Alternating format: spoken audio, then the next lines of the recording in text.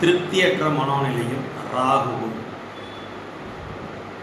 உங்கள் ஜாதகத்தில் ராகு எங்கெல்லாம் சம்மந்தப்படுறாரோ, எந்த பாவகத்திலலாம் சம்மந்தப்படுறாரோ அது சார்ந்த விஷயங்களில் உங்களுக்கு போதுங்கிற எண்ணமே வரவே வராது. திருப்தியற்ற மனோநிலை.